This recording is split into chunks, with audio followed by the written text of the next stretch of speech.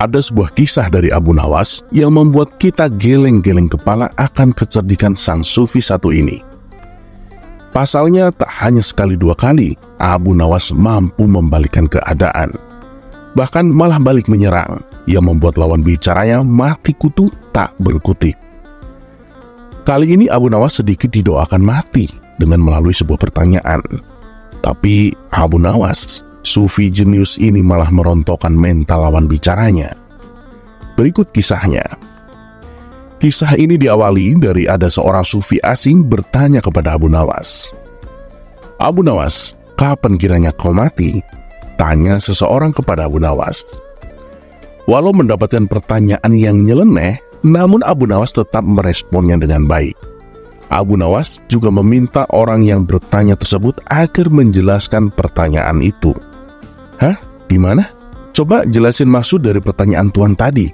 Kok saya kurang paham ya?" pinta Abu Nawas dengan serius. "Begini Abu Nawas, kalau engkau nanti mati, saya mau nitip surat untuk mendiang ayah saya. Beliau itu sudah meninggal 10 tahun yang lalu," kata orang asing tersebut. Mendengar penjelasan orang asing tersebut, Abu Nawas pun merasa agak sedikit kesal. Walau demikian, Abu Nawas tetap menjawab permintaan dari orang asing tersebut dengan kalimat yang penuh makna. "Terima kasih sebelumnya atas kepercayaan Tuan, tapi mohon maaf sebelumnya.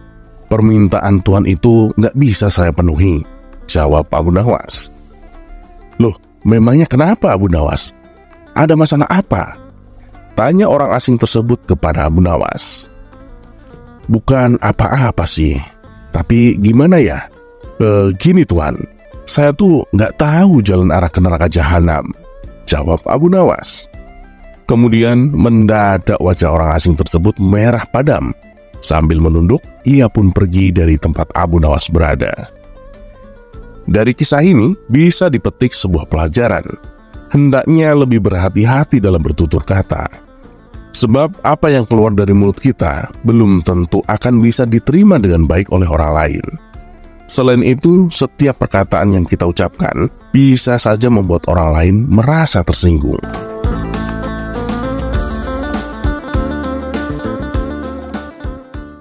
Kisah selanjutnya.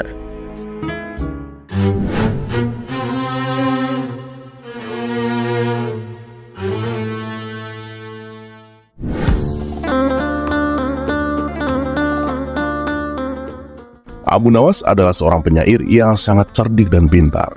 Namun selain sebagai penyair, Abu Nawas juga dikenal sebagai mubalik di desa tempat tinggalnya. Oleh sebab itu, suatu ketika Abu Nawas diminta untuk menjadi imam ketika hendak sholat Jumat. Selain itu, pada waktu tersebut Abu Nawas juga diminta untuk mengisi khutbah Jumat untuk memberikan ceramah keagamaan. Setelah mandi dan berpakaian rapi, Abu Nawas pun mulai melangkahkan kakinya menuju ke masjid. Ketika sampai di masjid, tidak lama kemudian terdengar suara azan. Dan tak lama berselang, datanglah masyarakat yang beragama Muslim dengan sangat ramai. Karena yang menjadi khatib kali ini adalah Abu Nawas, maka banyak sekali masyarakat Muslim yang datang ke masjid. Sebab dalam setiap ceramah keagamaan yang disampaikan oleh Abu Nawas sangat relevan terhadap isu-isu yang sedang berkembang. Akhirnya waktu yang ditunggu para jamaah pun tiba.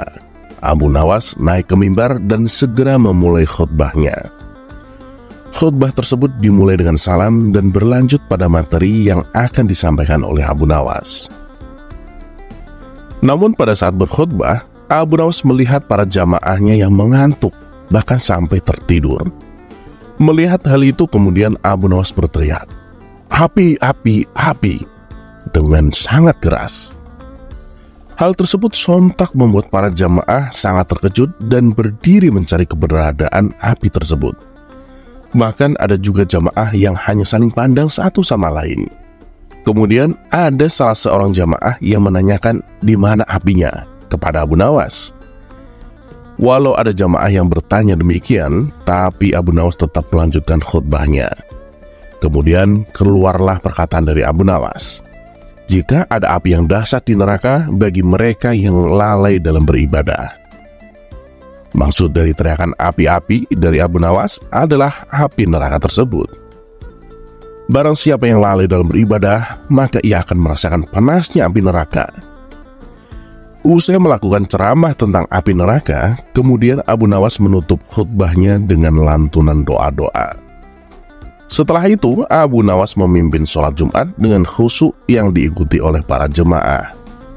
Ketika sholat, para jemaah masih teringat dan terngiang-ngiang dengan api neraka yang dikatakan oleh Abu Nawas dalam khutbahnya. Walau awalnya terkesan gagal dalam memberikan ceramah keagamaan karena banyak yang mengantuk dan tertidur,